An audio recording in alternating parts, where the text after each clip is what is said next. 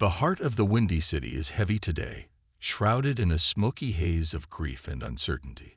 A catastrophic blaze, now being called the North Side Inferno, has left an indelible scar on our community, but it's the news emerging from the ashes that has truly brought Chicago to its knees. Our beloved Lieutenant Kelly Severide of Firehouse 51 is fighting for his life. For years, we've invited these firefighters into our homes, our hearts swelling with pride and admiration as they face down infernos and impossible odds.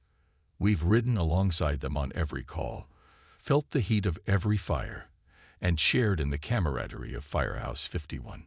But today, that familiar comfort has been replaced by a gnawing anxiety, a collective holding of breath for a man who has become more than just a firefighter to us. He's a symbol of Chicago's unwavering strength and resilience. The fire, which erupted in a historic warehouse district, was a beast of a blaze.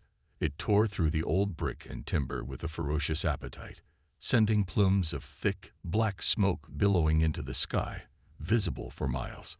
For hours, the brave men and women of the Chicago Fire Department waged a relentless war against the flames. And at the forefront of that battle, as always, was Lieutenant Kelly Severide. Eyewitnesses at the scene describe a scene of controlled chaos, of heroes running into the very jaws of danger. Severide, with his signature grit and unwavering command, was a beacon in the swirling inferno.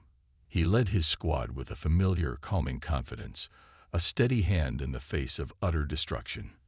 We've seen him do it 1,000 times, his jaw set, his eyes focused, a man who has made a career of cheating death. But this time, the beast fought back with a vengeance. Details are still emerging, but what we know is that in a heroic effort to rescue a group of trapped civilians, Severide was caught in a sudden structural collapse. The very building he was trying to tame turned on him, and for a terrifying few moments, one of our city's finest was lost in the smoke and debris. The collective gasp of a city watching was almost audible. The frantic radio calls, the desperate scramble of his fellow firefighters, his family, to reach him, painted a picture of pure, unadulterated fear. When they finally pulled him from the wreckage, a wave of relief washed over us, but it was short-lived. The cheers of his rescue were quickly silenced by the grim reality of his condition. Now, as the embers of the North Side Inferno continue to smolder, a different kind of fire rages, a fire of worry and prayer in the hearts of every Chicagoan. Kelly Severide, the man who has walked through fire for us time and time again, is now in the fight of his life at Chicago Med. The official reports are sparse, cloaked in the sterile language of medical updates, but the whispers on the street and the somber faces of his Firehouse 51 family tell a story of a man gravely ill, his body battered and broken by his selfless act of heroism. To see a man of such strength, of such an indomitable spirit, brought so low is a jarring and deeply emotional blow. We've seen Severide injured before. We've seen him face personal demons and professional challenges. But this feels different. This feels heavier. The silence from the usually bustling Firehouse 51 is deafening, a testament to the profound impact this has had on the tight-knit crew who are more than just colleagues. They are brothers and sisters in arms. The city of Chicago is united today in a way that only tragedy can forge. From the coffee shops on Michigan Avenue to the quiet streets of the suburbs, the conversation is the same. Have you heard about Severide? There's a palpable sense of shared anxiety, a community bound together by its love and concern for one of its own. We are a city that knows a thing or two about rising from the ashes.